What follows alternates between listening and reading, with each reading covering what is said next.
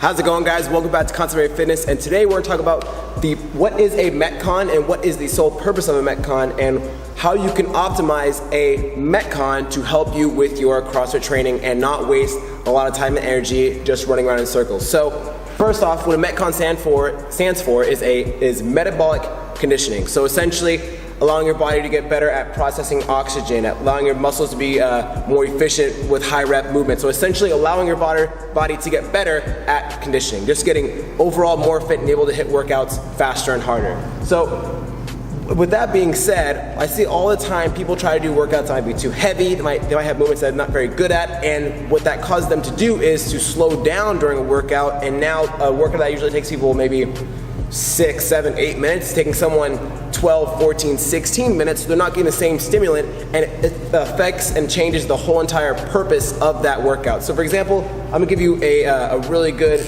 workout that I see this happen a lot with. So a very common workout in CrossFit that people do all the time is Diane. So if you do not know what Diane is, it's 21, 15, 9 of deadlifts and handstand push-ups.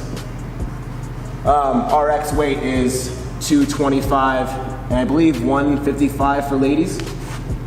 So when, for example, the top times on this workout worldwide is around 2 minutes. There's people that can do this workout in 2 minutes or less, so that gives you an idea of this workout's meant to be really fast and essentially unbroken. It's meant to be short, sweet, to the point, get the heart rate sky high, get the muscles burning, and be done with in a very short period of time. But now, for a lot of people, no matter if you've been doing CrossFit for a couple of years, 45 total handstand push-ups is a lot of handstand push-ups to do. Now, if let's say I have someone that might be able to do 4, maybe 5 unbroken reps of handstand push-ups, and they get to the 21, they do 5, 4, 3, and then eventually finish 21. They crush the 15 deadlifts, they get back to the 15 handstand push-ups, now they're doing 2, 2, 2, and they get through the workout eventually, but it takes them 12 minutes to get the workout done. Now, the person that took 2 minutes to get the workout done is getting a much very different stimulant than the person taking 12 minutes to get it done. Obviously, not everyone's gonna get around 2 minutes. Maybe the average might be around 6 to 7 minutes for this workout. But when it's such a huge difference from what the goal is and what the purpose is, and you're just standing around resting a lot because your shoulders are on fire and you're not getting your heart rate up because you have to rest. Okay, shake out my shoulders, grab a little more chalks, I'm getting sweaty. Okay, 2, 3 handstand push-ups. Okay, jump down again, shake out my shoulders.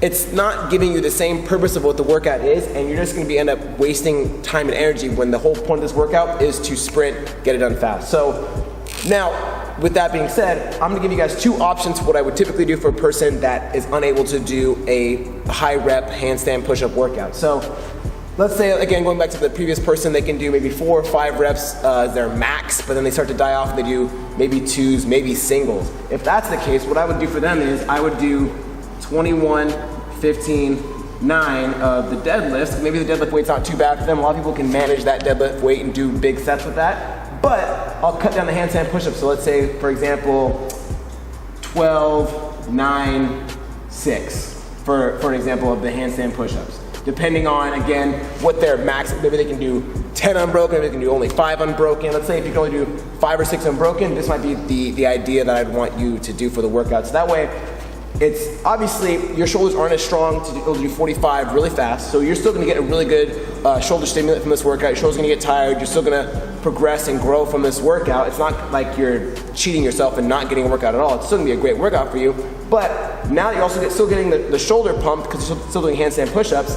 You're still getting all the deadlifts in. It's gonna be much faster for you, so now you're getting that metabolic conditioning, you're getting that cardio worked, and now it's gonna be a much better workout for you. You're gonna receive much more benefits from it, in my opinion. Now, let's say someone comes in and they say, hey, my max handstand push-ups is 1, or they can't do any handstand push-ups. Now, I would have them do maybe the same rep scheme, 21, 15, 9, but this time, I might have them do still the deadlifts, maybe at a lighter weight, depending on what the deadlift max is, but I'll have them do seated dumbbell press. So now they're still doing 45 reps, now they're still getting the volume in, because that way they're really taxing their shoulders, and now because they're still getting their shoulders worked on, they're still getting the same stimulant as someone doing the handstand push-ups, and they're still down the road going to be working towards getting the handstand push-ups. So it's not like they're doing a totally different movement entirely. They're still working on that pressing, still building the shoulder strength. So now this person's still being able to go fast because let's say I give them 30-pound dumbbells, like, oh, you know, I weigh 200 pounds, with 30-pound dumbbells, I can crank out big sets of that. Maybe able to do 21 broken, maybe do 8 set on the 15 and then going broken on the 9. Perfect. Now you're still going fast on the workout. You're not wasting your time resting, standing around, trying to do a handstand push-up, failing, try another one, fail, and you're just, the whole point of the workout is ruined. So in my opinion, when it comes to something like this, make sure you find out the purpose of the workout, whether it's a common benchmark workout like this, where it's very easy to find out, okay, what are some of the top times of this workout, what's an idea of this workout, should it be fast, versus a workout like, let's say, Nancy. Nancy is 5 rounds of a 400-meter run and 15 overhead squats. Obviously, people can only run so fast, people can only squat so fast, so that might be a 15-minute workout or a 20-plus minute workout for a lot of people, whereas when you look up Diane, 2-3 minutes is the goal. That's fast. So make sure you're always doing the appropriate approach for your workouts. Let's say your coach programs something that you're not sure of. You're saying, should this workout take me till the time cap to get it done, or should I be getting this workout done in a super fast time?